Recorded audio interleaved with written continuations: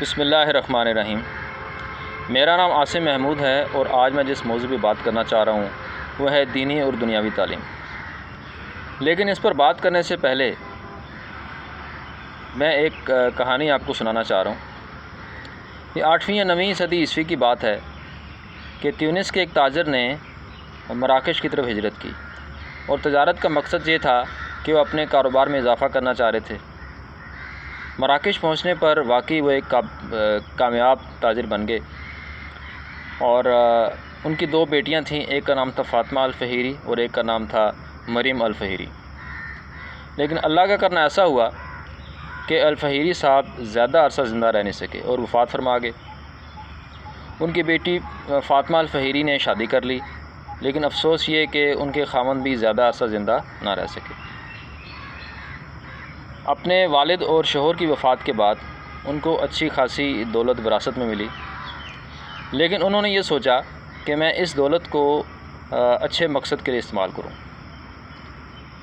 تو اب دیکھیں کہ اس وقت کے مسلمانوں کی جو سوچ تھی وہ کتنی علم دوست تھی، کتنا وہ علم سے محبت کرتے تھے۔ انہوں نے اپنی جائیداد، اپنی جتنی بھی دولت تھی اس کو ایک مدرسے کو قائم کرنے میں استعمال کیا، اور القراوین کے نام سے ایک مدرسہ قائم کیا جو بعد ازاں یونیورسٹی بنا، اور اسے دنیا کی قدیم ترین یونیورسٹی مانا جاتا ہے۔ القراوین یونیورسٹی کی جو بنیاد ہے وہ 859 عیسوی میں رکھی گئی، اور دونوں بہنوں نے مل کر یہ مدرسہ قائم کیا، مسجد قائم کی، اور بعد میں یہاں پر ایک لائبریری بنائی گئی، اور اس وقت یہ یونیورسٹی یونیسکو اور grains book of world record کے مطابق قدیم ترین یونیورسٹی میں اس کا شمار ہوتا ہے۔ اس یونیورسٹی کے جو طلباء ہیں، اگر ان کے نام گنوانا شروع کروں تو بڑے مشہور نام ہیں، جس میں ابن خلدون جو مشہور تاریخ دان ہیں، البتروجی جو مشہور اسٹرانومر ہیں، اس کے علاوہ ابن العربی جو بڑے مشہور فقیہ ہیں، اور اس کے علاوہ بہت سارے نام ہیں جو یہاں سے پڑھ کے انہوں نے دنیا کی خدمت کی۔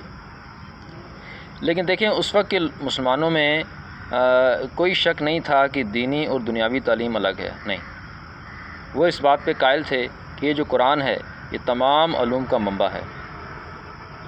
اس لیے وہ بغیر کسی شک کے سائنسی علوم کو حاصل کرتے تھے۔ گریک سے جو نالج مسلمانوں تک پہنچا تھا اس نالج کو مسلمانوں نے آگے بنی نوع انسان تک پہنچایا، ایجادات کیں، ڈسکوریز کیں، اور بڑے مشہور نام ہیں جیسے ابن الہیثم ہیں، ابو علی سینا ہے، البیرونی ہیں، الخوارزمی ہیں، مشہور سائنسدان اس زمانے میں گزرے۔ لیکن آج کل کے مسلمانوں کا مسئلہ کیا ہے کہ ہم سمجھتے ہیں کہ جو دینی تعلیم ہے وہ اصل تعلیم ہے، دینی علوم اصل علوم ہے، اور دنیاوی علوم حاصل نہیں کرنے چاہیے۔ بہت بڑا طبقہ ہے جو یہ سوچ رکھتا ہے، حالانکہ ایسا نہیں ہے۔ آج کئی دینی مدارس میں آپ کو دنیاوی علوم بھی ملیں گے جو پڑھائے جاتے ہیں، اصلی علوم پڑھائے جا رہے ہیں۔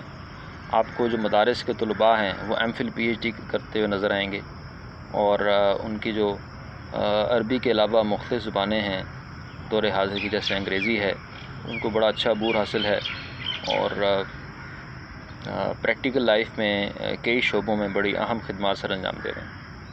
میں ذاتی طور پہ مدارس کے طلباء سے واقف ہوں جو کہ عملی زندگی میں اپنا اہم کردار ادا کر رہے ہیں۔ میں مسلمانوں کی جو علم دشمنی ہے اس کی کچھ مثالیں آپ کے سامنے رکھتا ہوں کہ آج کل کے جو مسلمان ہیں ان کی کیا سوچ ہے۔ اس میں کچھ اعداد و شمار ہیں جو میں شیئر کرنا چاہ رہا ہوں۔ مثال کے طور پہ 22.8 ملین بچے اس وقت اسکولوں سے باہر ہیں، اور یہ ایسی کامن فگر ہے کہ ہر آدمی کو پتہ ہے کہ بہت بڑی تعداد میں بچے اسکولوں سے باہر ہیں، لیکن کئی حکومتیں گزر گئیں، اس پر کوئی عمل درآمد نہیں ہوا، وہ بچے اسکولوں سے باہر ہی ہیں، اور ان کی عمریں 5 سے 14 سال کے درمیان ہیں۔ پھر اس کے بعد پاکستان کا جو لٹریسی ریٹ ہے، شرح خواندگی ہے، اس کا معیار یہ ہے کہ کوئی بھی شخص جو اپنا نام لکھ سکتا ہے، پڑھ سکتا ہے، وہ تعلیم یافتہ ہے۔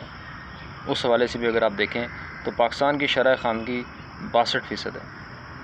لٹریسی ریٹ پاکستان کا 62% ہے، جبکہ آپ کے ہمسائے ممالک میں دیکھا جائے بھارت جس کا لٹریسی ریٹ 77% ہے، بنگلہ دیش کا 74% لٹریسی ریٹ ہے، اسی طرح چائنا کا لٹریسی ریٹ 99.8% ہے، جاپان کا 99% ہے۔ تو کہا جاتا ہے کہ جو مستقبل ہے، جو فیوچر ہے، دیٹ بلانگس ٹو ایشیا۔ بات بڑی مشہور ہے کہ history belongs to Europe, present belongs to America, whereas future belongs to Asia. تو ایشیا میں مستقبل اسی کا ہی ہے جو علم دوست ہے، جنہوں نے علم پہ پیسہ لگایا، تعلیم پہ پیسہ لگایا۔ وہ آپ دیکھ لیں اس وقت ان کی اکانومیز بھی بہتر ہیں۔ آپ دیکھ لیں جتنے بھی فار ایسٹرن کنٹریز ہیں ان کو دیکھ لیں، چائنا کو دیکھ لیں، جاپان کو دیکھ لیں، ان سب کا لٹریسی ریٹ بہت ہائی ہے اور اس کا فائدہ وہ بہتر اکانومی کی شکل میں حاصل کر رہے ہیں۔ پھر اس کے بعد اگر پاکستان اور انڈیا کی یونیورسٹیز کا موازنہ کیا جائے تو میں انڈیا کی ایک یونیورسٹی جسے کہتے ہیں Indian Institute of Technology Bombay, اس کی جو ورلڈ رینکنگ اگر میں آپ سے شیئر کروں تو ورلڈ رینکنگ وہ انڈر 200 ہے، جبکہ جو پاکستان کی یونیورسٹی ہے national university of science and technology, وہ ورلڈ رینکنگ میں انڈر 500 ہے، جو دوبارہ اس بات کا ثبوت ہے کہ ہماری جو ڈائریکشن ہے، ہماری جو سمت ہے وہ ٹھیک نہیں ہے۔ ہم تعلیم پہ پیسہ نہیں لگانا چاہ رہے، ہماری حکومتیں اس معاملے میں ذرا بھی سنجیدہ نہیں ہیں۔ اور یاد رکھیے گا جتنا براہ راست فائدہ تعلیم سے حاصل کیا جا سکتا ہے بہتر اکانومی کی شکل میں، اس کی میں ایک آپ کو مثال دیتا ہوں۔ سی پیک کے بارے میں کہا جاتا ہے چائنا پاکستان اکنامک کوریڈور ہے۔ اب چائنا پاکستان میں سرمایہ داری کر رہے ہیں، لیکن وہ سب سے بڑا مسئلہ کیا درپیش ہے کہ یہاں پر ان کو اسکلڈ لیبر نہیں ملتی، یہاں پر ان کو ایسا لیبر نہیں ملتا کہ وہ ان سے فائدہ اٹھا سکیں۔ تو وہ کیا کر رہے ہیں، اپنے ملک سے لیبر یہاں پہ لا رہے ہیں۔ زیادہ تر جو لیبر ہے وہ چائنیز یہاں پہ کام کر رہی ہے۔ تو فورن انویسٹمنٹ سے آپ تبھی فائدہ اٹھا سکتے ہیں جب آپ کے ملک کے اندر اسکلڈ لیبر، ایجوکیٹڈ پیپل زیادہ تعداد میں موجود ہوں، یعنی کہ صرف ڈگری ہولڈر نہ ہوں، ایسے لوگ ہوں جو ڈگری کے ساتھ ہنر بھی جانتے ہوں۔ یہ بہت ضروری ہے۔ حکومت کو چاہیے کہ وہ اس سلسلے میں بڑا اہم کردار ادا کرے، ایسی ڈگریاں متعارف کرائے کہ جو طالب علم ہیں جو پریکٹیکل لائف میں جائیں ان کے پاس صرف ڈگریاں نہ ہوں، ان کے پاس ہنر بھی ہو۔